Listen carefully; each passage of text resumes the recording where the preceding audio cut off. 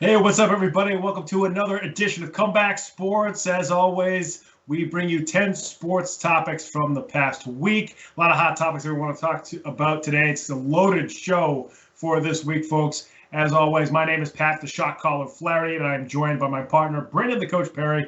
Brandon, what's happening, my friend? What's up, Pat? I hope you're having a good week. I hope all the viewers are having a good week. And I know we've got 10 great topics that I know I'm definitely looking forward to getting into, especially these first few. Yeah, no question, man.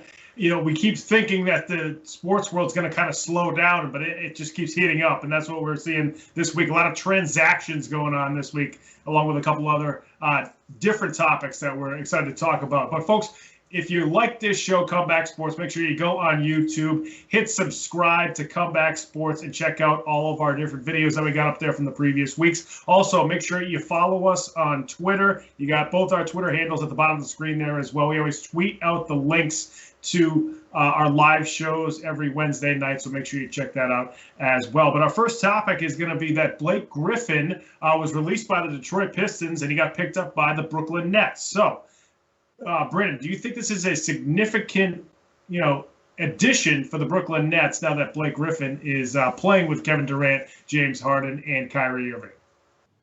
So it's turning into the Tampa Bay Nets down there, with that being the location that everybody kind of wants to go to in the NBA right now. Obviously, I'm making a joke about the Tampa Bay Bucks.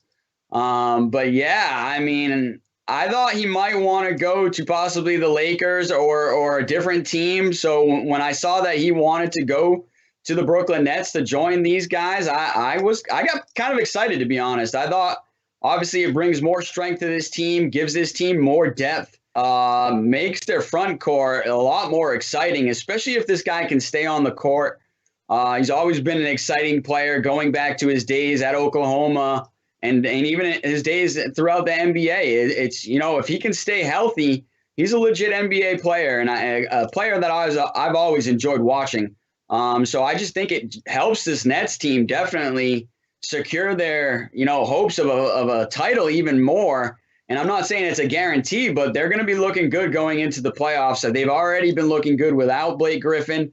Now you're going to add in a all-star forward into their front court that's going to, like I said, give them a lot of depth, even give them some leadership and a lot of experience.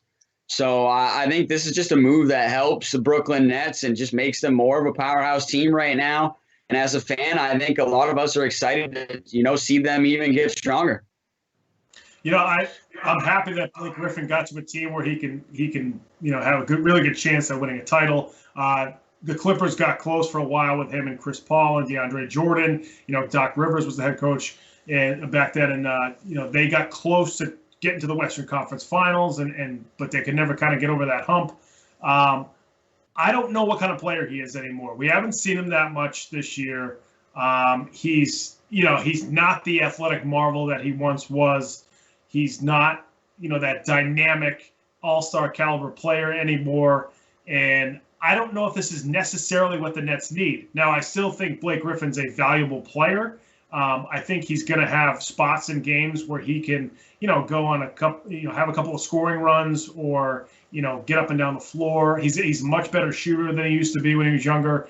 So I think he's going to help, but I just don't even know if he's even the fourth best player in that team. Right now their starting lineup is without Kevin Durant, but they still have James Harden, Kyrie Irving, Bruce Brown is playing great. Massachusetts, Bruce Brown is playing really well. And also Joe Harris, who's a great shooter. So I don't, Blake Griffin, I think they need a defensive big man who can defend Joel Embiid, a guy who could possibly defend Giannis, could possibly defend Sabonis up in Indiana. So, I don't know if this is necessarily the move they need to make. They're certainly adding talent, but I don't know if this is the kind of guy they need. I'll agree that he's not going to be able to defensively stop Joel Embiid or Giannis, but I mean, those are arguably two of the best players in the NBA. But it's right for you to bring that up. I mean, he would definitely have to pick up his game defensively, but it might be one of those things where now he's on like you said, a championship team where he's going to just smell that trophy being a possibility, and hopefully he'll pick up his game at this point.